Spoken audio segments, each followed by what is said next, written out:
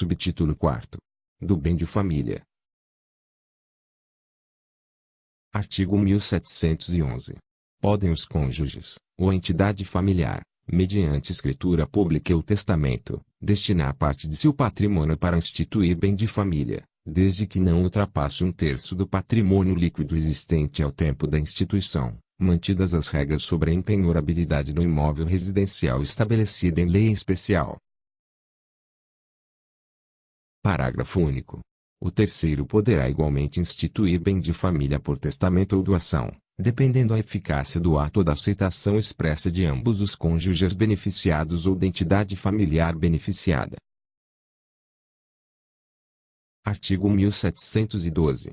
O bem de família consistirá em prédio residencial urbano ou rural, com suas pertenças e acessórios, destinando-se em ambos os casos a domicílio familiar, e poderá abranger valores mobiliários, cuja renda será aplicada na conservação do imóvel e no sustento da família.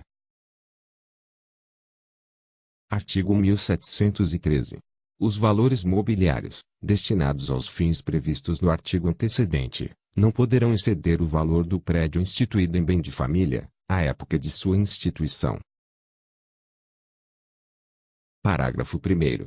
Deverão os valores mobiliários ser devidamente individualizados no instrumento de instituição do bem de família. Parágrafo 2º. Se se tratar de títulos nominativos, a sua instituição como bem de família deverá constar dos respectivos livros de registro. Parágrafo 3º. O instituidor poderá determinar que a administração dos valores mobiliários seja confiada à instituição financeira, bem como disciplinar a forma de pagamento da respectiva renda aos beneficiários, caso em que a responsabilidade dos administradores obedecerá às regras do contrato de depósito. Artigo 1714. O bem de família, quer instituído pelos cônjuges ou por terceiro, constitui-se pelo registro de seu título no registro de imóveis. Artigo 1715.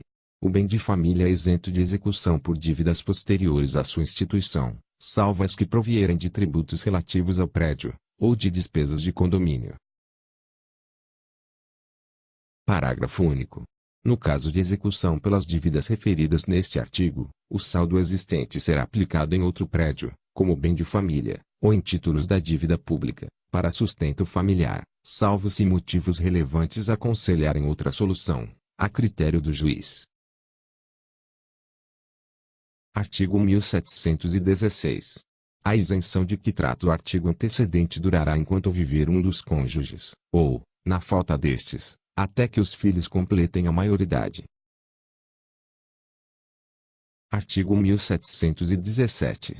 O prédio e os valores mobiliários, constituídos como bem da família, não podem ter destino diverso do previsto no artigo 1712 ou serem alienados sem o consentimento dos interessados e seus representantes legais, ouvido o Ministério Público. Artigo 1718. Qualquer forma de liquidação da entidade administradora, a que se refere o parágrafo 3º do artigo 1713, não atingirá os valores a ela confiados, ordenando o juiz a sua transferência para outra instituição semelhante, obedecendo-se, no caso de falência, ao disposto sobre pedido de restituição. Artigo 1719. Comprovada a impossibilidade da manutenção do bem de família nas condições em que foi instituído, poderá o juiz, a requerimento dos interessados, extingui-lo ou autorizar a subrogação dos bens que o constituem em outros, ouvidos o instituidor e o Ministério Público. Artigo 1720. Salvo disposição em contrário do ato de instituição, a administração do bem de família compete a ambos os cônjuges, resolvendo o juiz em caso de divergência. Parágrafo único. Com o falecimento de ambos os cônjuges, a administração passará ao filho mais velho, se for maior, e, do contrário, a seu tutor. Artigo 1721. A dissolução da sociedade conjugal não extingue o bem de família. Parágrafo único. Dissolvida a sociedade conjugal pela morte de um dos cônjuges, o sobrevivente poderá pedir a extinção do bem de família, se for o único bem do casal. Artigo 1722. Extingue-se, igualmente, o bem de família com a morte de ambos os cônjuges e a maioridade dos filhos, desde que não sujeitos à curatela.